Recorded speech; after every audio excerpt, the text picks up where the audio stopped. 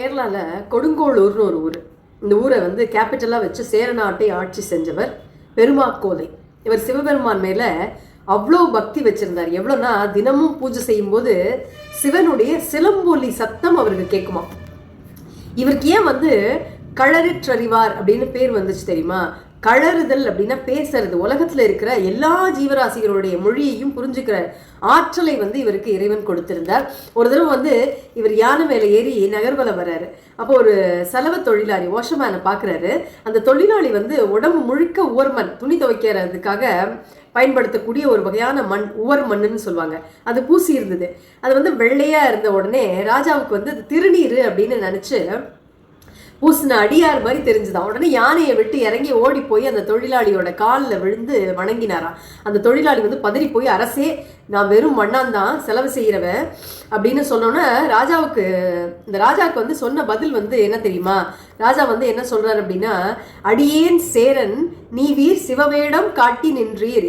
நான் வந்து உனக்கு அடிமையான சேரன், நீ எனக்கு சிவபெருமானுடைய திருநீற்று வேஷத்தை காட்டிட்டியேப்பா, அதனாலதான் நீயே வந்து உயர்ந்தவன் அப்படின்னு சொன்னார். இவருடைய பக்திக்கு இன்னொரு எக்ஸாம்பிள் சொல்லணும் அப்படின்னா, சுந்தரமூர்த்தி நாயனார் வந்து இவர்கிட்ட இருந்த நட்பு.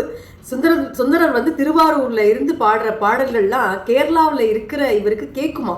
ரெண்டு பேரும் அவ்வளோ க்ளோஸ் ஃப்ரெண்ட்ஸா. எவ்வுயிரும் கழரும் சொல் அறிவுற்று ஈசன் கழல் இணை கீழ் அன்பு செலுத்தும் கழறிற்றறிவார். எல்லா உயிர்களும் பேசுகின்ற மொழியை வந்து புரிஞ்சுக்கிட்டு ஈசனுடைய திருவடிகளிலே மாறாத அன்பு செலுத்தியவராம் கழறிற்றறிவார். இவருடைய வாழ்க்கையோட கிளைமேக்ஸ் ரொம்ப வந்து எக்ஸ்க்ளமேட்டரி மார்க் போடுற மாதிரி இருக்குங்க. சுந்தரமூர்த்தி நாயனார் வந்து வெள்ளையான மேலே ஏறி கைலாயத்துக்கு போகும்போது சேரமான் பெருமாள் தன்னுடைய குதிரை மேலே ஏறி குதிரையோட காதுல வந்து நமச்சிவாய மந்திரத்தை சொன்னார். அந்த குதிரை, இந்த புறவி இருக்கு இல்லையா, அந்த குதிரை வந்து காத்துல பறந்து சுந்தரருக்கு முன்னாடியே கைலாயத்துக்கு போய் சேர்ந்துதான். அங்க அவர் பாடினதுதான் திருக்கைலாய ஞான உலா அப்படிங்கிறது. சுந்தரமூர்த்தி சுவாமிகள் வந்து திருத்தொண்டத்தொகையில இவரை பத்தி சொல்றாரு. கடல் சூழ்ந்த மாக்காயை காக்கும் பிரான் களறிற்றறிவார் அடியேன்.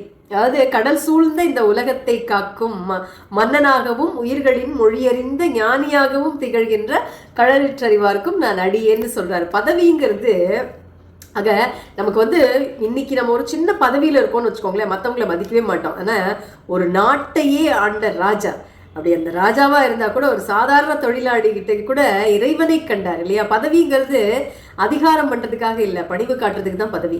எல்லா உயிர்களையும் நேசிச்சா அந்த உயிர்களுக்குள்ள இருக்கிற இறைவனை உங்களாலே உணர முடியும். சிவாய நம.